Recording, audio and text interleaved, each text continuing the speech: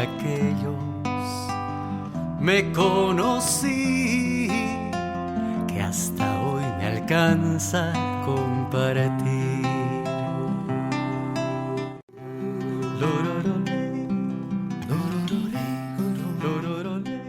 Muy buenas noches, bienvenidos, bienvenidas a este espacio que compartimos con mi querida Ale, que es nuestro podcast, que ya tiene casi 2 años.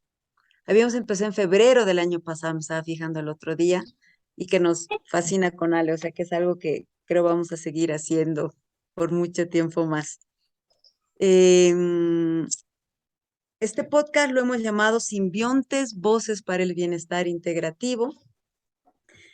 Y en esencia, tal cual el nombre lo indica, o al menos esperamos que así sea, la intención es poder transmitir, bueno, primero que somos seres en simbiosis constantemente, no solo seres humanos, sino todos los seres que pueden habitar esta tierra y todo lo que nos rodea también, ¿no?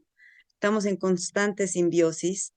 Y queremos que todos los aprendizajes y las experiencias y las miradas y los saberes y todo lo que pueda existir en distintas personas pueda ser compartida en este espacio, en el marco del bienestar integrativo.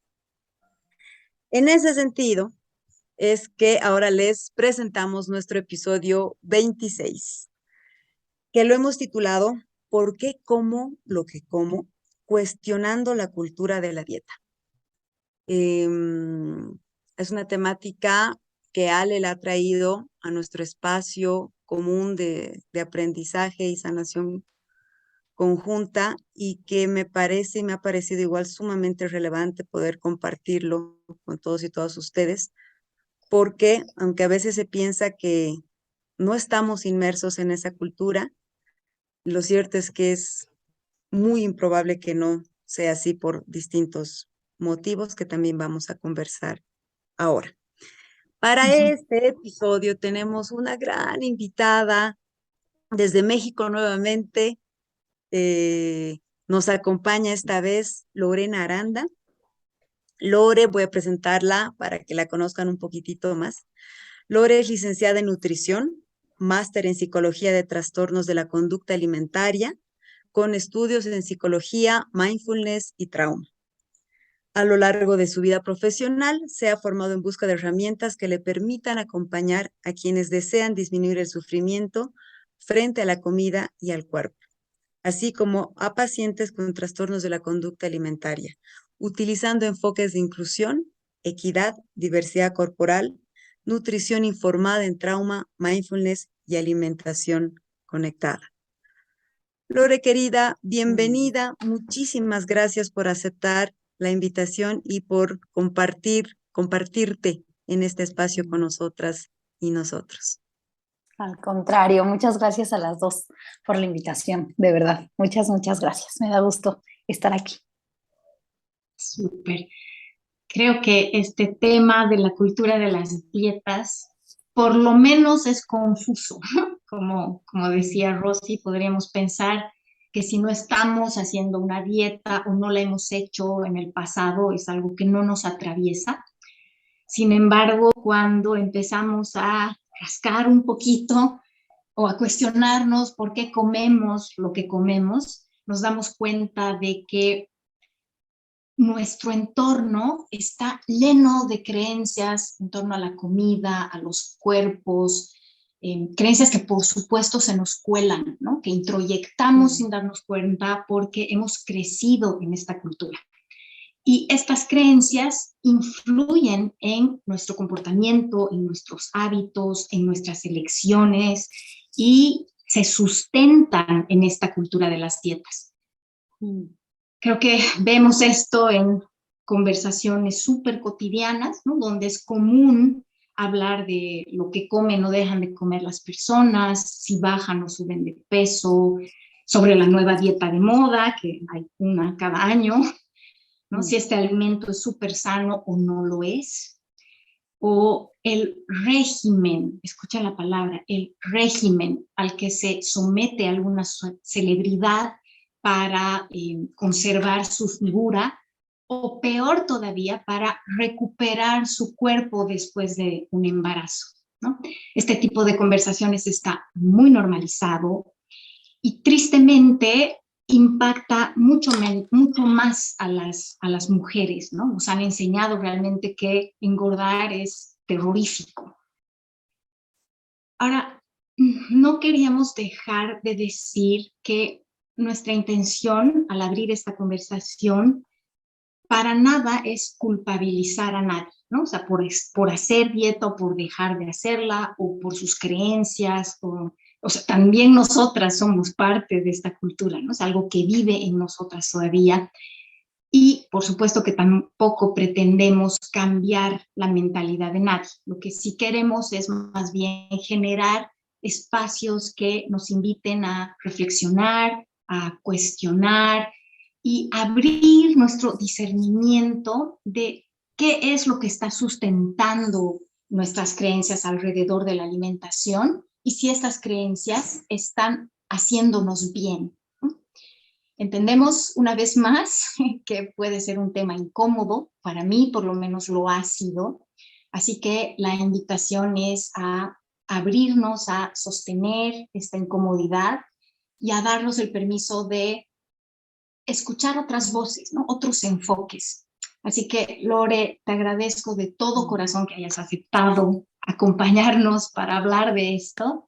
¿Y qué te parece si empezamos con que nos cuentes tú cómo te has acercado a esto de cuestionar la cultura de las dietas? Pues gracias primero que nada, por toda esta introducción. Y creo que el cómo es que yo empecé a cuestionarlo, primero creo que quiero nombrar que he sido parte de la cultura de las dietas, que creo que sería interesante explorar lo que es. Y ahorita platicaremos un poquito más sobre qué es, ¿no? Pero que la realidad es que muy a grandes rasgos lo has mencionado, Ale, que es todo este sistema de creencias. Y que en este sentido, digo, ahorita lo exploramos muy más a grandes rasgos, pero la realidad es que yo, como Rocío me presento, yo soy nutrióloga de profesión, ¿no? Soy nutrióloga. Y la realidad es que a mí me frustraba un montón porque como nutrióloga, cuando alguien a mí me preguntaba, oye, ¿a qué te dedicas? Soy nutrióloga, en automático era asociación de nutrióloga dieta, como Claro. si no hubiera otra cosa que yo pudiera hacer en la vida, ¿no? Como si el único papel o el único rol o el único valor que pudiera aportar a una nutrióloga es hacer dietas. Y la realidad es que eso a mí nunca me gustó este formato de dedicarme a la nutrición para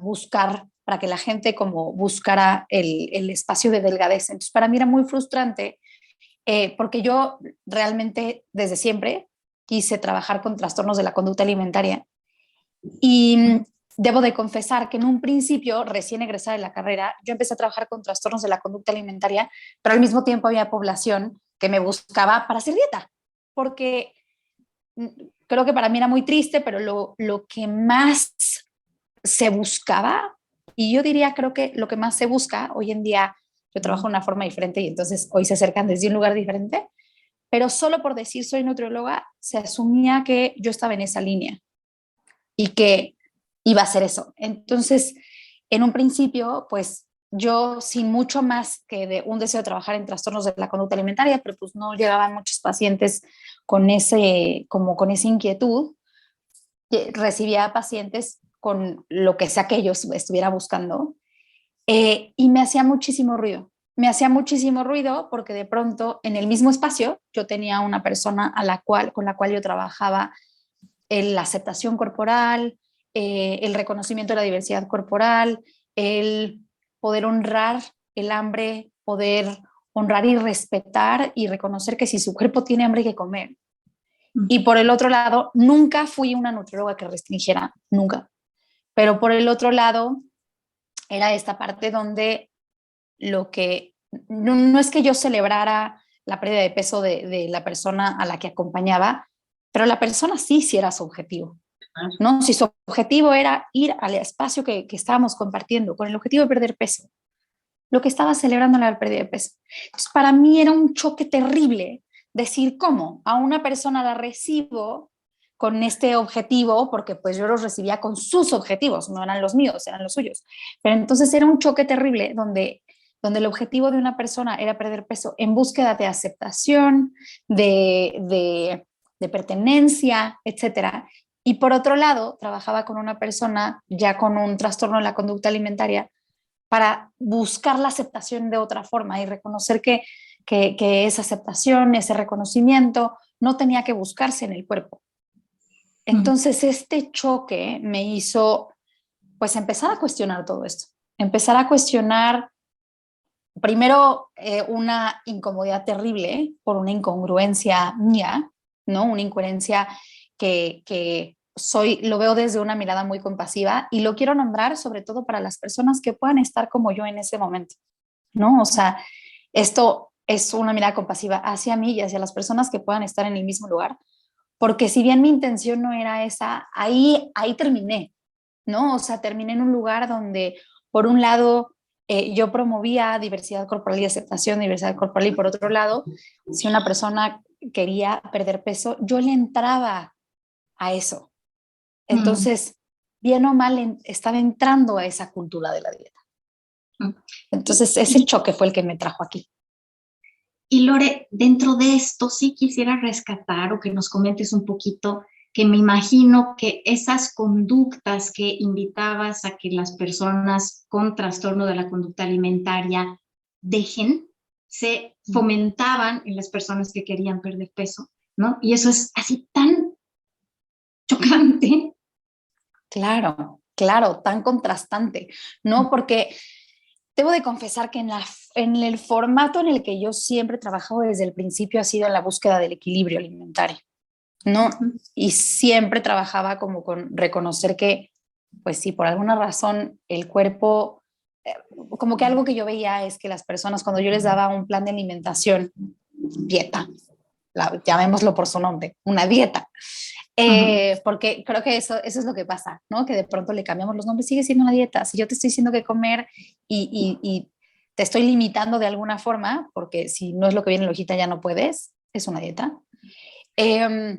Pero justo como que yo procuraba que al final en esa dieta no hubiera una restricción como tal y que una persona, si se quedaba con hambre, era pues repites lo mismo, o sea, no hay un tema así. Sin embargo, era rígido. No, por más de que yo trataba de decir, puedes escoger entre esto o el otro, o esto que no sé, en México le llaman equivalentes, no sé cómo le llamen allá, que es como esto donde te dicen, ay, puedes escoger entre este alimento o este otro, pero en esta otra porción, ¿no? Y que al final sigue siendo muy rígido. Y no quiero satanizar y diciendo que eso no puede ser útil para alguna persona, ¿no? O sea, que el tener esa estructura pueda ser útil para una persona. Pero algo que es importante aquí es que el foco de la cultura de la dieta es que el objetivo de la dieta es solamente pérdida de peso, o moldear el cuerpo, o cambiar la forma, el tamaño, ¿no? O sea, ese es el objetivo en sí mismo, ¿no? Más allá de otra cosa. Entonces, repito que en esta búsqueda, al menos en mi experiencia con las personas con las que yo acompañaba, era muy frustrante para mí también, para mí como nutrióloga, como a la persona a la que acompañaba, porque siempre reconocía que había un punto en el que el cuerpo de una forma natural se estancaba y que era muy curioso porque lo veía mucho cuando llegaba una persona y es que quiero pasar como la línea de tal número, ¿no? Y siempre había alguien, o sea, era súper común, o la gran mayoría de las personas llegaban diciéndome que querían como romper una barrera, de las cuales les costaba trabajo parar. Y era como, chances si nos cuesta hoy, obviamente, esto lo pienso hoy, en esos momentos no pensaba, no lo cuestionaba, pero eso fueron de los detalles que me hizo cuestionar si todo el mundo tiene una barrera, ¿por qué será? Chances porque su cuerpo pone la barrera. Y no porque sea algo malo, sino porque su cuerpo se siente bien ahí. Y porque no tiene por qué estar abajo de esa barrera que la cultura o que la sociedad nos esté exigiendo. Como si fuera una barrera antinatural. ¿No? Uy. Lore, querida, y ahí, bueno, ya nos has ido un poco comentando, pero para poder aterrizar de manera más concreta, ¿qué entendemos por cultura de la dieta? ¿O qué entiendes tú por cultura de la dieta? Y coméntanos eso, por favor. Claro, claro, creo que es importante como narrar un poco lo que esto, el cómo se entiende, cómo lo podemos explicar.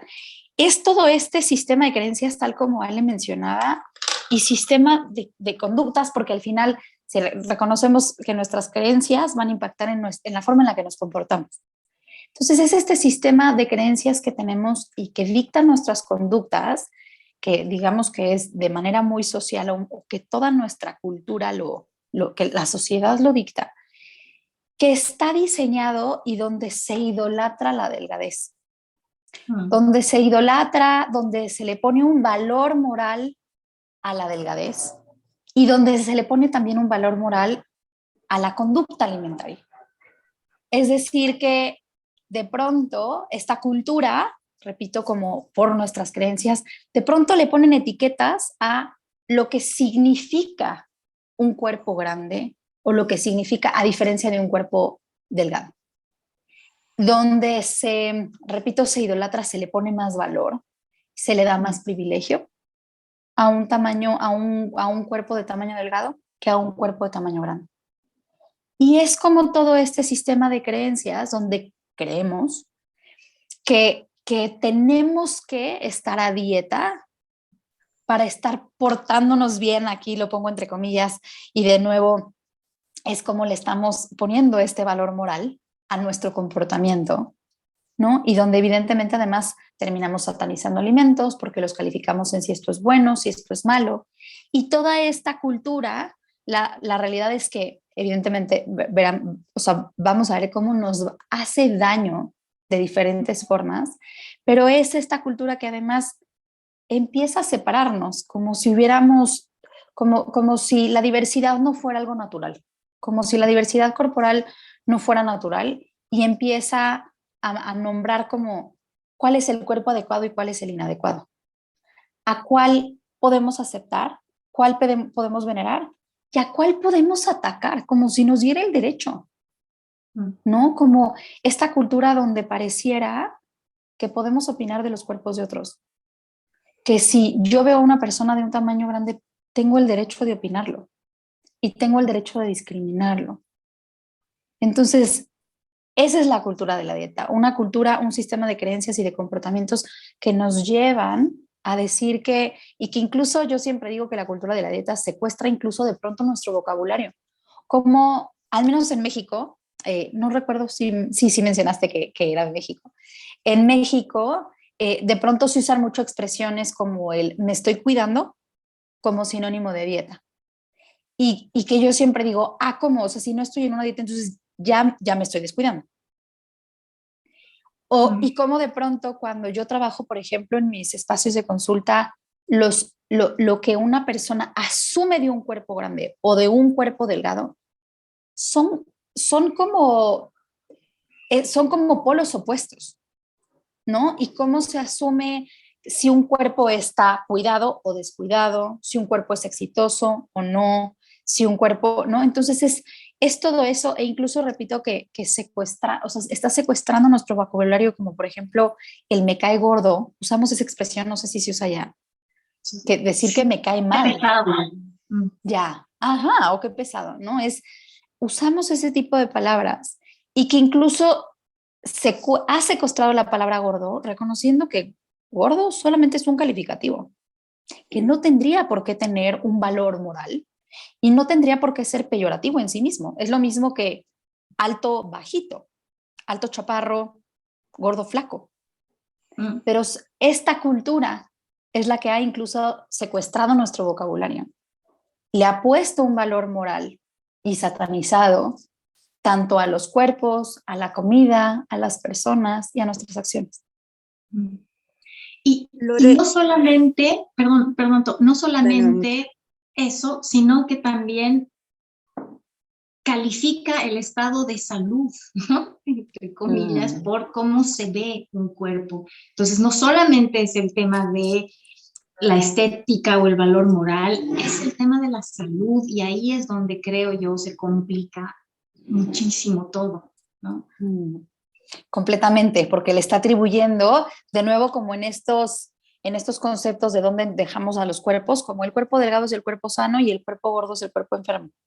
Cuando hay un montón de investigación hoy en día en que se ha visto que eso no es así, que así como hay cuerpos delgados enfermos, hay cuerpos gordos sanos y viceversa, porque lo único que nos dice el cuerpo es qué tamaño, ¿no? Pero no nos da información de salud. Entonces, y que además ahí también se le pone, nos ponen un valor moral, porque como esta obligación de tener un cuerpo sano, y lo mismo, tener esta obligación de tener un cuerpo delgado. Esa es la cultura de la dieta. Nos hace creer que tenemos que para caber, tenemos que para pertenecer, para sentirnos adecuados. Esa es la cultura de la dieta. Justo quería preguntar este tema de la salud, no relacionado necesariamente al peso, porque ahí entiendo, digamos, pero sí hay, tanto médicos como nutricionistas trabajan mucho con regímenes alimentarios o dietas vinculados a tratar o a prevenir alguna temática de salud. ¿Cómo ves esto, Lore? O sea, ¿tú crees que esto está también enmarcado en la cultura de la dieta? Porque hacías más mención de la forma del cuerpo como tal, digamos, ¿no? Esto está más relacionado a la salud. Dejemos de lado el peso, digamos, ¿no? Estoy un poco consultando porque es una de las primeras cosas que a mí se me venía a la mente cuando se mencionaba el tema de la cultura de la dieta, sí, pero yo, en mi caso ahorita, por ejemplo, en particular, yo estoy así con un tema de salud y tengo y he decidido, por lo menos he decidido, tener ciertas restricciones alimentarias, etcétera. No voy a entrar al detalle, ¿no? Ahí no sé cómo podría yo, por decirte, empezar a cuestionarme si mi decisión de empezar a tener esta dieta podría estar como cooptada por una cultura de dieta o realmente es una decisión más personal mía porque creo, o por lo menos me han dicho, obviamente ahí siempre hay varias cosas, que esto va a aportar a mi salud y me va a ayudar a no tener los síntomas que tengo, no sé. ¿Qué opinas de esto, Lore? Pues estoy segura que varias personas aquí deben estar pensando, ¿no? Pero yo hago esto por salud, independientemente atrás del peso, que a veces sí está muy vinculado, ¿no? Tengo que adelgazar por salud, pero dejemos un rato el tema del peso porque creo que es un poco más fácil de entender. Gracias por esta pregunta y voy a tratar de ser lo más concisa posible porque creo que es un tema enorme el que estás abordando aquí. Pero primero que nada quisiera reconocer como hacer esta pregunta donde la diferencia es que tú puedas elegir y donde no es blanco y negro. No es, entonces, la cultura de la dieta es mala y satánica. Bueno, no la cultura de la dieta, más bien, la dieta es mala o los regímenes alimentarios son malos o quitar de nuestra alimentación ciertos alimentos es malo, porque no es eso. Creo que es importante diferenciar eso, que para muchas personas, y de nuevo lo voy, así como el ejemplo que tú estás dando, de por tu condición, por la condición en la que tú te encuentres hoy, posiblemente quitar ciertos alimentos te brinda mayor bienestar, ¿no? Y por ejemplo, desde mi experiencia profesional hoy en día, yo podría compartir que con la población con la que suelo trabajar, si yo no les doy un plan de alimentación a una persona que esté viviendo mucha restricción incluso, si yo no le digo qué comer, no va a comer. Entonces, no estoy diciendo, y la cultura de la dieta no significa, o más bien lo que estamos como cuestionando, no es como los planes alimentarios, la estructura, las recomendaciones generales. No estamos cuestionando eso. Y que además cuestionar tampoco no es satanizar, ¿no? Aquí creo que lo que tenemos que cuestionar es reconocer, claro, por supuesto que a ti, Rocío, limitar algunos alimentos puede venirte bien, puede hacerte mucho bien. La diferencia creo que es en que en una cultura de dieta tú te verías obligada a hacerlo. Porque si no lo haces estás mal o eres mala persona. Es este tener que o deber que tenemos que cuestionar y la parte donde moralizamos la acción o la elección, ¿no? Entonces, yo, si bien hay que reconocer que para algunas personas algunas recomendaciones alimentarias pueden brindarle muchísimo bienestar, hay que reconocer la diferencia donde puede elegir y donde podemos, donde sí tiene la libertad de elegir hacer los cambios alimentarios o no, su dignidad no está en juego y no deja de valer, o sea, de ser igual de digna, digno, digne. ¿Sí? Y ahí, Mamucha, mil gracias, perdón, corazón, solo para completar ahí, digamos, creo que lo importante cuando dices, no, yo, o sea, tengo la posibilidad de elegir, pero ahí está vinculado a lo que Ale mencionaba y varias de las últimas charlas, ¿no?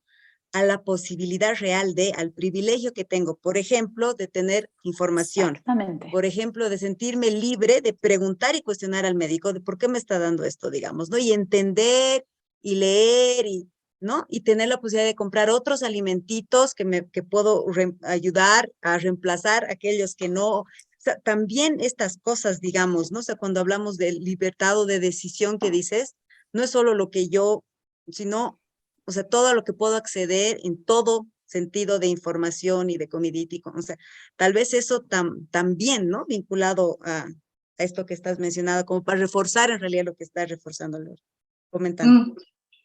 Y también que esto que le hace bien a Rocío es lo que le hace bien a Rocío.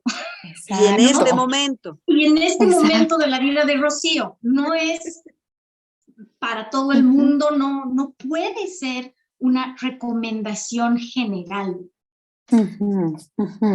Completamente, y algo que yo agregaría aquí sería en esta parte donde como algo que pasa con la cultura de la dieta es que se cree que la dieta va a ser la solución para todo, como si en este caso de salud, por ejemplo, como si solo cambiando la dieta tú ya tendrías que estar saludable, ojalá mañana ya no tengas ningún tema, ¿no? Entonces, está dejando muchísimos elementos que influyen en nuestra salud, como son como los recursos que tienes en todos los sentidos, como son como los privilegios que tienes, el lugar en el que vivo, si por ejemplo mi ciudad está en caos o no, a nivel emocional, cómo estás. Todo eso tiene mucho mayor impacto en la salud que si pudiste quitarte el alimento o no. Entonces, parte de la cultura de la dieta es que está además poniéndole tanto peso a la dieta como si esa fuera a ser el diferenciador absoluto y mayoritario. Y creo que esa es una parte principal, o sea, como muy básica. Además de que se colude con el sistema médico y clínico, donde la gran mayoría bueno, no voy a decir la gran mayoría, pero en una cantidad importante del área médica, todavía cree que la solución a cualquier tema médico o clínico va a ser con una dieta y casi en su mayoría con el objetivo de pérdida de peso. Casi en su mayoría. Yo sé que separamos ahorita esta parte, bueno, el peso es aparte, pero sí quiero nombrar que casi en su mayoría también se busca, ¿no? Como mira, es que tú tienes que perder peso y además te voy a quitar, ¿no? O sea, como toda esa parte y ese peso que se le da, sí es importante nombrar. Totalmente, o sea, creo que es inseparable este tema del peso y la cultura de la dieta. O sea, está, como decías tú, es delgadez, salud y superioridad moral, de alguna manera, ¿no? Y exacto. Lore, ¿de dónde viene esta cultura de la dieta? Ay, me encantaría tener así como empezó en 1900, pero no es así. Al final creo que es importante reconocer que se entreteje de muchísimos sistemas o muchísimos ejes de supremacía y de opresión, que si lo analizamos mucho, tiene muchísimo, pero muchísimo fondo de ejes opresivos. Desde una cultura machista, lo dijimos al principio, lo mencionan al principio, de cómo esto atraviesa sobre todo a las mujeres y no significa que esto no tiene un impacto en los hombres o en las personas que no tienen un género como definido como tal.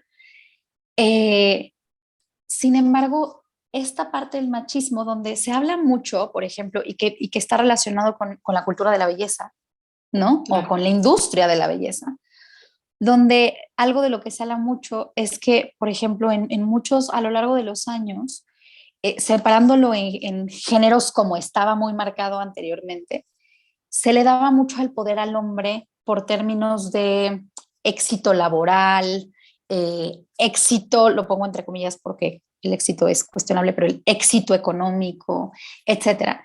Y eso era lo que le brindaba como poder a un hombre. Ujú. Y se le ha hecho creer a la mujer desde mucho tiempo atrás que su único valor o lo único a través de lo cual podía tener éxito era a través de su belleza. Y además, la belleza a lo largo de los años hemos visto cómo ha cambiado, pero cada vez es una belleza más delgada. Ahorita empiezan a haber más movimientos en torno a diversidad corporal y si no a la talla cero, pero la talla cero sigue con otros números, pero sigue, ¿no? Pero al final todo podemos reconocer cómo desde ahí empieza a surgir esto, ¿no? Y cómo se entreteje de ciertas formas con esta industria de la belleza. Eh, Insisto, bueno, vivimos en países latinos, no sé por allá cómo es, pero la industria de la belleza acá es súper anglosajón eurocéntrica.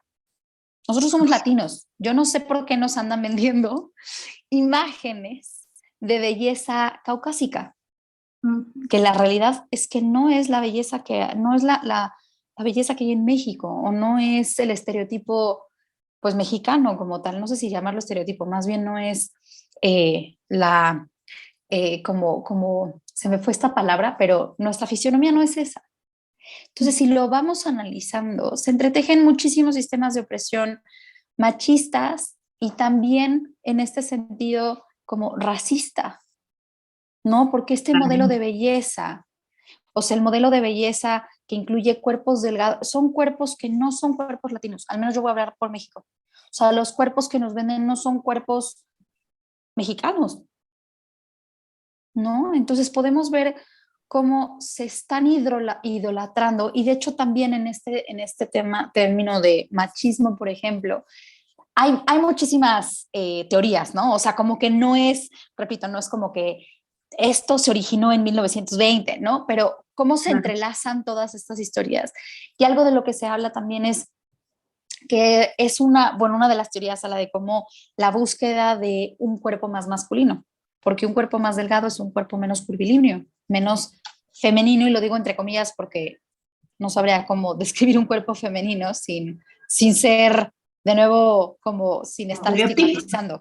Exacto, sin estar estereotipando, pero al final viene de todos estos sistemas de opresión y que también podríamos hablar de privilegios, como dijiste, Rocío, porque al final, al menos en México, se puede ver mucho en sistemas de clases, de recursos, etcétera, donde claro que el estrato socioeconómico de menor recurso tiende a tener cuerpos más grandes porque las posibilidades son diferentes y porque los recursos alimentarios que tienen a la mano no suelen ser los mismos que una persona que tiene otros recursos económicos.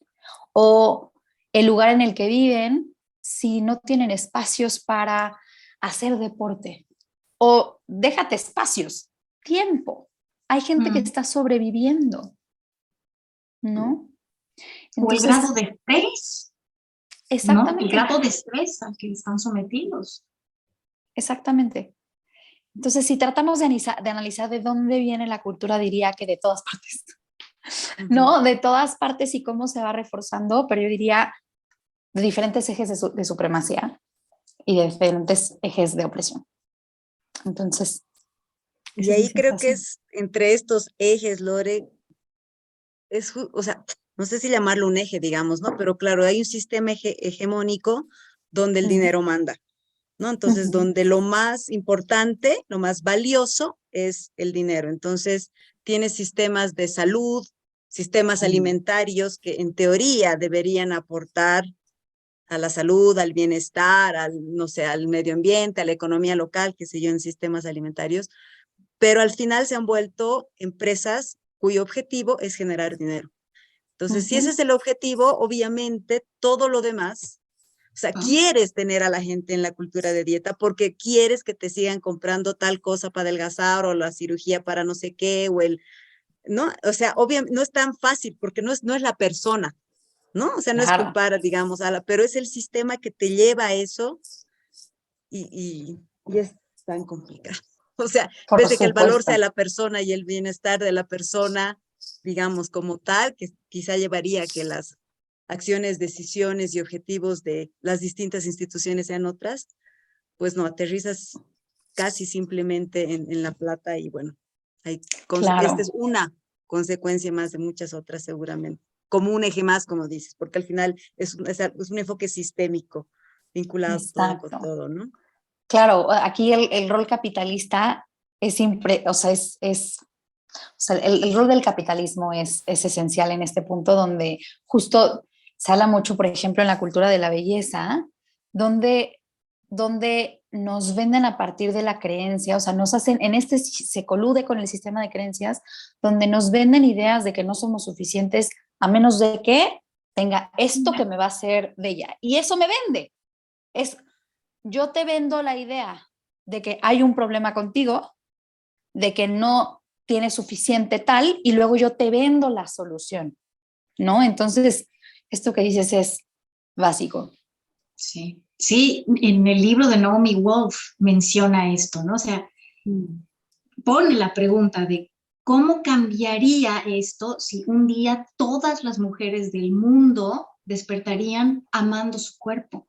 O sea, ¿se imaginan cuántas industrias caerían? O sea, ¿qué mis canas, ni mis arrugas, ni mi peso, ni mi ropa, ni nada, ¿no? Imagínense eso, ¿cuántas industrias caen? Si esto es lamentablemente sostenido por una industria multimillonaria que ama que estemos en esta rueda, ¿no? Que nos vende insatisfacción, ¿no? Que se alimenta de que estemos insatisfechas. Lore, bueno, igual ya ha ido como surgiendo algunas de estas cosas, pero trataremos igual así como de mencionar algunos impactos que esta cultura tiene tanto a nivel individual, pero también a nivel colectivo. A ver, contanos un poco de esto, por favor. Pues bueno, a nivel individual, yo empezaría a hablar algo donde se ha visto que una de las primeras causas o más que de las primeras, pero de los porcentajes más altos del impacto es en trastornos de la conducta alimentaria. O sea, el desenlace o el riesgo de o sea, más, lo estoy diciendo un poquito chueco, pero una de las causas principales de desarrollar un trastorno de la conducta alimentaria es una dieta, o son las dietas. Entonces, esto es algo que yo veo muchísimo, ¿no? Yo no conozco a una sola persona que trabaje en mi consultorio con trastorno de la conducta alimentaria que no haya hecho una dieta. Creo que sobra decirlo, ¿no? Y que, bueno, eso para mí es más que suficiente para decir que es un riesgo enorme. Y hay personas que no terminan con un diagnóstico de trastorno de la conducta alimentaria y no por eso minimizo su dolor, porque algo que provoca es una insatisfacción corporal brutal. Yo, tristemente, siempre me atrevo a cuestionar quién conoce a alguien que pueda decir en fuerte que le gusta su cuerpo, que se siente cómodo, come con su cuerpo, que no quisiera cambiar nada. Es hoy en día cada vez más raro. Y eso es una consecuencia de la cultura de la dieta que nos vende la idea de que, claro, el cuerpo idealizado es el que tenemos que buscar. Y si no lo tenemos, entonces nunca es suficiente. Y es que nunca es suficiente. Entonces, esta sensación de insuficiencia, esta como autoestima muy basada y por lo tanto muy fluctuante porque los cuerpos cambian, un poco como Ale decía, ¿no? O sea, los cuerpos cambian no solo de tamaño, sino nos salen canas, nos arrugamos, crecemos, perdemos fuerza, etcétera. Entonces, esta sensación de nunca es suficiente, porque nunca lo será porque los cuerpos seguirán cambiando. Entonces, esta sensación de insatisfacción y también si tenemos depositado nuestra estima o nuestra autoestima en un cuerpo cambiante, eso impacta directamente la estima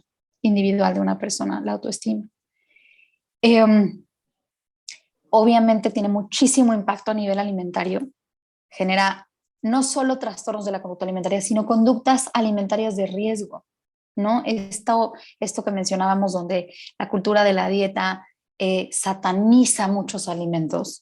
Esto es básico de la cultura de la dieta, y donde también le pone muchísimo valor moral a otros alimentos que suelen ser los más caros, alimentos de moda que de pronto solo como la clase media alta puede adquirir. De nuevo es un tema de clase, ¿no? O sea, es como en esto se colude de nuevo, pero esto aquí que genera que entonces cuando yo como un alimento que está catalogado, entre comillas, como malo por la cultura de la dieta, o me puede hacer sentir o creer a mí que entonces yo soy la mala.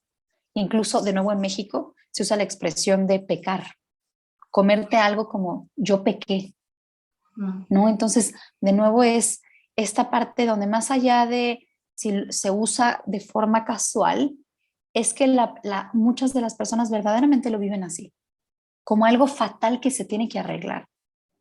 Entonces tiene un impacto en la relación con la comida, en la relación con el cuerpo, en muchas ocasiones también en las relaciones sociales, porque muchas veces impacta en el no voy a ir a tal evento porque no sé cómo va a estar la comida o porque yo no puedo comer eso, nos restringe en la vida social también. Y posiblemente no sobra decirlo que también tiene un impacto a nivel emocional importante, porque de nuevo, si yo pienso que estoy pecando, la culpa es una cosa terrible, muchísima ansiedad, ¿no? Cada quien lo vive diferente, pero estoy generalizando o poniendo palabras en mi boca de personas que acompaño y que he acompañado y que es de lo más común. Entonces, tiene un impacto a nivel emocional, a nivel mental, ¿no? A nivel físico, evidentemente. Y esto es lo más paradójico, porque un poco como decías también, algo que ha alimentado la cultura de la dieta es el salutismo, que es esta idea de que tenemos que tener salud, que todos podemos tener salud, independientemente de cualquier cosa, que hay que nombrar que no todo el mundo lo puede tener, porque hay personas que nacieron en un cuerpo enfermo o que tienen enfermedades crónicas o por la razón que sea. Entonces, en este punto del salutismo también juega un rol, ¿no? Entonces, es esta idea que tenemos que perseguir todo el tiempo esto. Y lo más paradójico es que se cree, como platicamos, que la dieta es como el estándar de oro para la salud y que si no se consigue como tal puede llegar a ser muy frustrante. Y lo más paradójico es que en muchas ocasiones yo siempre hablo de cómo la salud es salud integral. Bueno, no lo dije yo, ¿verdad? Lo dice la OMS, ¿no? Pero de cómo la salud incluye esta salud mental, emocional, etcétera. Entonces, si a mí me está generando muchísimo estrés, ansiedad, estoy obsesiva con lo que como, me da culpa, ¿cómo podemos llamarle a eso salud? Además de que si pensáramos únicamente en lo físico, ese estrés, esa culpa, esa ansiedad tiene un impacto hormonal, porque el estrés, sin meterme en mucho rollo, genera toda una cadena hormonal de cortisol, etcétera, o sea, de ejes inflamatorios, que al final suele terminar en enfermedad física. Entonces, es lo más paradójico del impacto de una cultura de la dieta que en su inicio quería brindarnos salud. Y nada más por último aquí, eso lo diría como de manera individual, pero a nivel colectivo nombraría de nuevo cómo alimenta a su vez, o sea, surge de diferentes ejes supremacistas y de capitalismo, pero cómo lo alimenta de nuevo, porque entonces me hace creer que si yo no tengo ese cuerpo, yo estoy bueno, me hace creer, no me hace creer. Realmente los cuerpos, exacto, los cuerpos de tamaño más grande suelen ser discriminados, suelen no tener espacios a los cuales se les da la bienvenida, ¿no? O sea, lo podemos ver en los aviones, las personas no caben en ese tipo de butacas, en los cines. Entonces, además de todo el impacto que hemos visto, a nivel colectivo, está generando un nuevo eje de supremacía. Nuevo, no sé si es nuevo, pero está generando un eje de supremacía y un eje de discriminación o de opresión. Entonces creo que el impacto de la cultura de la dieta Mm. es costoso. También ahorita pensaba cómo se mete incluso con la cultura de los países, ¿no? Porque, no sé, el otro día conversaba con una compañera de esto de comer salmón aquí en Bolivia. No tiene pues ningún sentido para nada, ¿no? Y claro, el salmón que es carísimo y no sé qué, y nosotros tratando de buscar eso, porque ese es el alimento sano, digamos, ¿no? O sea, y no tiene evolutivamente ni culturalmente tiene ningún sentido para nosotros. Exactamente, Mm. completamente de acuerdo. Es un cuestionamiento al patrimonio alimentario, ¿no? Que es Sí. tan fuerte, sobre todo en países como México y Bolivia, digamos, realmente el patrimonio alimentario está vinculado a cultura, a familia, todo, y claro, igual va resquebrajándose por esto que cuenta la Ale, ¿no? Claro, y esos alimentos que son mucho más accesibles para nosotros, al final son como que menospreciados, digamos, ¿no? Es más, no sé, el otro día una de mis compañeras de salud incluyente comentaba esto de que ahora se come mucho menos tortilla en México. Pucha, me ha impactado muchísimo, ¿no? Porque es un alimento así súper tradicional, pero es el alimento pobre, ¿no? Y claro, de nuevo es como se le discrimina incluso ahí, ¿no? Y también, por ejemplo, de pronto en México hay un cereal llamado amaranto, que de pronto hubo una época en la que se puso súper de moda por sus valores nutricionales que siempre habían estado ahí. Y cuando se puso de moda se volvió muy costoso. Entonces, para las personas se volvió, o sea, dejó de ser accesible para el grueso de la población, que creo que pasó también en Perú con la quinoa. En Aquí con la quinoa. también. En Bolivia con la quinoa, totalmente, ¿no? O sea, y aquí nos pasa también con el aguacate. O sea, es todo eso que además tiene impactos mucho más amplios.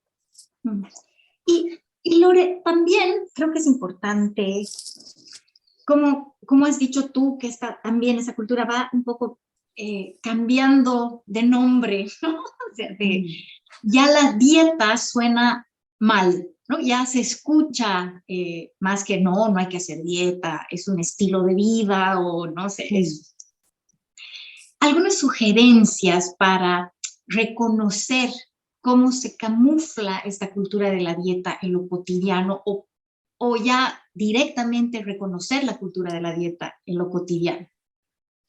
Ya, gracias por compartir esto. Bueno, más bien por esta pregunta. Creo que lo que yo mencionaría primero sería empezar a cuestionar de inicio nuestro lenguaje, ¿no? De inicio, repito, como esta forma de la que hablamos del me estoy cuidando o no, como porque cuando yo digo me estoy cuidando, entonces significa que la persona de al lado que no está haciendo dieta no se está cuidando, que además lo juzgamos, ¿no? O también, por ejemplo, en esta parte donde cuáles son mis creencias, cuál es mi sistema de creencias. Invitarme a preguntar yo qué pienso sobre los cuerpos. ¿Qué es lo que yo pienso cuando veo un cuerpo más delgado que cuando yo veo un cuerpo más gordo? ¿Qué pasaría si mi cuerpo fuera diferente? Ya sea más delgado o más gordo. Empezar a cuestionar eso me invita a reconocer cuáles son mis sesgos y cuáles son, de nuevo, desde este lugar donde están como esta parte donde yo estoy generando un juicio posiblemente, ya sea positivo o negativo hacia los diferentes cuerpos. Entonces, empezar a cuestionar eso y también reconocer, algo que yo invitaría sería a reconocer qué tanto hablo de los cuerpos y de la forma en la que la gente come, o en la que yo como, o de mi cuerpo, porque es parte de lo mismo. ¿Cómo es de nuevo como el cuestionarme por qué yo tendría el derecho de hablar del cuerpo de la persona de al lado, de lo que sea, ya sea para elogiar o para atacar o para juzgar, ¿no? O porque yo tendría el derecho de opinar lo que está comiendo la otra persona, porque de nuevo creemos que es un valor moral, o creemos que tienen que o que tenemos que, como esto que decía Rocío, posiblemente un efecto de la cultura directa que yo podría ver en mí sería si yo estoy viendo comer a Rocío lo que ella le dijeron que no debería de comer. Y yo digo, ¿pero cómo? Ya te dijeron. Entonces, este valor moral, esta obligación, es que ahí me invita a ver que la cultura de la dieta está en mí. Y también el pensar cómo me siento yo cuando como sin una dieta o sin el objetivo de estar, entre comillas, voy a decir, cuidar mi cuerpo, que yo diría monitoreando mi tamaño corporal. Porque no es lo mismo. Repito que hay que ser cuidadosos porque nuestro vocabulario ha sido secuestrado. Entonces, y no estoy diciendo, oye, quiero ser súper cuidadosa, no estoy diciendo que nadie te quiera o pueda querer hacer una dieta o querer cambiar su cuerpo. No estoy diciendo eso. Solamente estoy diciendo que a veces pensamos que estamos obligados a, y esa es la diferencia. Como si estoy obligada a, y si me vuelve una buena persona si hago la dieta, o si me vuelve mala persona. Creo que esa sería una forma de empezar a cuestionar en dónde estamos parados.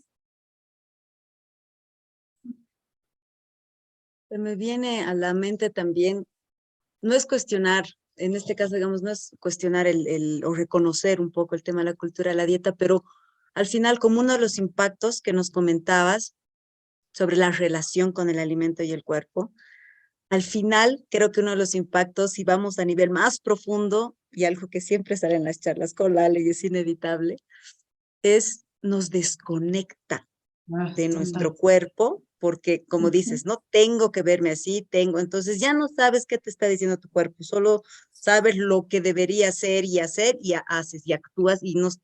Entonces nos desconecta del cuerpo y nos desconecta del alimento, que además lo que decíamos, ¿no? El alimento es salud, es nutrición, es familia, es placer, o sea, es tanto y nos desconecta de eso también, ¿no? Entonces, tal vez es también una invitación a que vayamos viendo, porque qué difícil, ¿no? O sea, como somos parte de la misma cultura, ¿qué hacemos? ¿No? O sea, ¿cómo hacemos? O sea, no hay posibilidad de salir de la cultura, pero ¿cómo en este marco la cultura puede empezar a dar pasitos quizá para reconectar algo, ¿no? Entonces, eso, invitar a la gente a que encuentre formas de reconectar con su cuerpo, que no necesariamente atraviesen el alimento, puede ser que empiecen a reconectarse desde otro espacio y luego puedan ir al alimento, ¿no?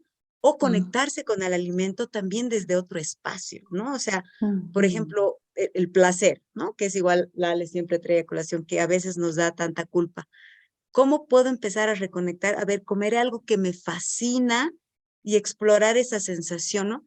Entonces también esta invitación a intencionalmente hacer esta conexión y a tratar de agradecer a nuestro cuerpo, ¿no? Que tan difícil como dices, casi siempre, seguramente el 98% de las veces que hablamos de nuestro cuerpo es para criticarlo, ¿no? O renegar contra él o lo que fuera. Entonces, tratar de esforzarnos y agradecer, no importa que sea algo chiquitito, chiquitito, chiquitito, ¿no? Agradecer, ¿qué me da mi cuerpo? ¿Qué me permite ser y hacer? Y tratar de hacerlo de a poquito y de a poquito desde la compasión, porque también ese tema, ¿no? Que a veces se abre este tema y luego la persona quiere hacerlo y como está tan inmersa en la cultura de la dieta, se siente súper culpable porque sigue criticando a la vecina gorda, ¿no? Pero también cómo hago eso desde la compasión y saber que mis creencias y mis conductas están ahí desde generaciones y que tengo que hacerlo de a poquito y si hoy día no fue bien, está bien, ¿no? Tantas cosas, digamos, pero que queda abierta la invitación a esto, digamos, también a todas las personas, así como para aumentar un poquito esto que nos estás contando también, Lores. Totalmente de acuerdo, completamente de acuerdo. Y gracias por abrir esta invitación, porque creo que es importante, ¿no? Como empezar a salir de ahí y a reconocer que esos pequeños detalles, como el simple hecho de dejar de opinar sobre otros cuerpos, sobre la forma, eso ya es hacer algo. El dejar de hacer ya es hacer algo. Entonces, esa es una forma. Dejar de participar activamente, digamos, ¿no? En estas conversaciones. Exacto. Y demás. Y aquí sí me sale también decir que no se vuelva una imposición más, ¿no? O sea, que esta invitación es precisamente eso, es una invitación, no es un paso más a hacer, ¿no? Porque esto puede ser súper pesado también para la gente, genera mucha vergüenza, mucha culpa y no es la idea para nada. Totalmente de acuerdo. Vale, Mamucha, creo que por ahí alguna preguntita. A ver, sí. Rosemary pregunta, buenas noches, muchas gracias por tanta información. Una consulta, ¿cuáles serían, se me pasó, perdón. ¿Cuáles serían los pasos a seguir para salir de los estereotipos que nos dieron? Gracias por esta pregunta. No sé si me queda claro cómo el tema de cómo salir de los estereotipos, pero lo primero que quisiera es, a veces nos encantaría tener pasos, como de paso 1 y la solución está luego. Pero mi invitación, creo que posiblemente un muy buen primer paso es empezar a cuestionarlos.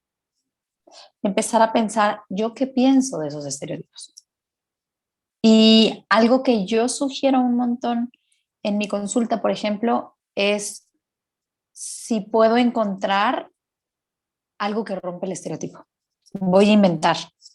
Cierto tamaño corporal es flojo. Voy a ver si veo a mi alrededor un cuerpo de esta forma, tamaño, color, que no cumpla con el estereotipo.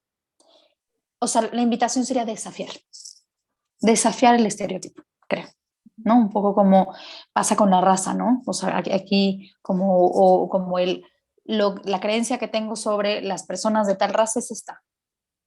Desafiemos eso y veamos si es una regla general.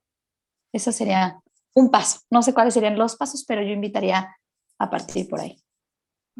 Sí, a mí esto que dices me hace totalmente sentido. Esto de empezar voy a decir, me suena muy fea la palabra, pero así la entiendo, es consumir diversidad corporal, ¿no? O sea, empezar a ver en redes sociales que ahora podemos, porque los medios de comunicación solamente nos van a mostrar un tipo de cuerpo, pero en las redes sociales podemos ver la inmensa variedad de cuerpos diversos, haciendo de todo, viviendo sus vidas, que por lo menos para mí ha sido súper enriquecedor, ¿no? O sea, ha roto muchísimos prejuicios y estereotipos, como dices tú, Lore, que yo tenía en mi cabeza. Para mí ha sido fantástico. Lo bueno de Instagram en ese sentido es que uno le da like a algo o empieza a ver algo y te aparecen sugerencias de diversidad por todas partes. O sea que ese es mi aporte. De acuerdísimo. Súper. Aquí hay otra pregunta, Lore. Creo que, bueno, sí es comentario-pregunta.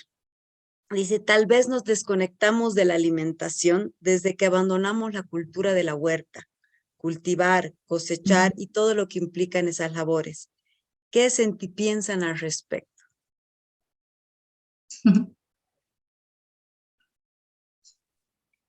Perdón, puse mute y se tardó en desmutar.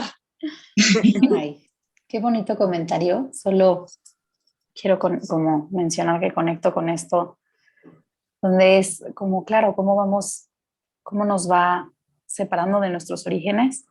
Y de nuevo aquí es donde nombro cómo las culturas de supremacía están visibles, ¿no? Porque es este ejemplo, nos aleja de nuestras tradiciones, de mis alimentos tradicionales o de los que están en mi tierra y me llevan a querer buscar salmón, ¿no? Esto que mencionabas, Ale. Yo solo quiero mencionar que esto de más allá de lo que pienso, siento dolor. Eso es lo que pienso y mi sensación es nostalgia. Gracias por tu comentario.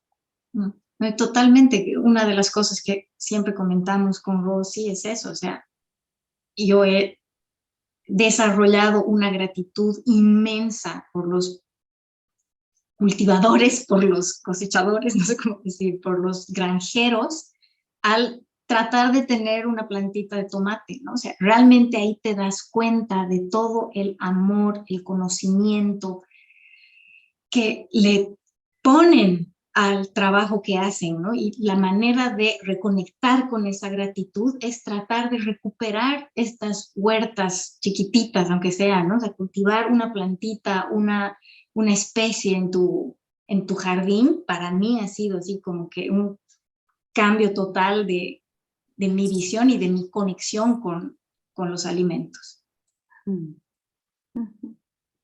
Ahí igual, para seguir complementando, bueno, estoy absolutamente de acuerdo con el comentario, así lo siento y lo pienso. Gracias por mencionar el sentipensar. Lo que decía Lale, ¿no? O sea, realmente cuando uno, o sea, ¿cómo puedes conectarte con tu alimento si solo lo ves en una, no sé, en una bolsa, ni siquiera en una bolsa? O sea, lo ves en un plato, en un restaurante, no tienes casi idea qué hay ahí, no tienes idea quién lo ha producido, cómo se ha producido, quién lo ha cocinado. Por supuesto que tu relación va a ser diferente, ¿no? Entonces, realmente yo igual creo que está desde donde puedas, ¿no? O sea, no tienes espacio, tu plantita, así tu macetita chiti, tu cilantrito, tu perejil, digamos, ¿no? Y darte un poco ese tiempito, como dice la Ale, ¿no? Y tanto en el cultivar y también en la cocina, ¿no? Que eso igual mencionamos harto con Ale, que es un tema complejo porque, claro, antes el tema de la cocina se le asignaba solamente a la mujer, entonces hay todo un tema, por supuesto, de cuestionamiento desde el enfoque género de por qué la mujer tiene que estar en la cocina, y es un tema súper importante, pero a la vez también nos ha alejado, y a todos, o sea, por supuesto aquí ya no hablamos solo de mujeres, ¿no? A todas las personas de esto, de este maravilloso poder de transformar el alimento para mí y para otra persona y hacerlo con amor y algo que me gusta. Entonces, Y o sea, la algo, invitación es otra vez a que, ¿no? A que traten de así de cultivar y de que cocinen y vean cómo se sienten, más que piensen cómo se sienten con esa comidita. Y, y una última cosita que añadiría a esto que has dicho que me ha hecho totalmente sentido, es de no vamos a cuidar lo que no conocemos, ¿no? O sea, ¿cómo vamos a disfrutar de algo que no conocemos? Lo mismo es con nuestro cuerpo, ¿no? Exactamente es lo mismo con nuestro cuerpo. ¿Cómo nos vamos a conectar con algo que no conocemos? Entonces, la invitación ahí, a través de la comida también, es empezar a conectar con el cuerpo de vuelta.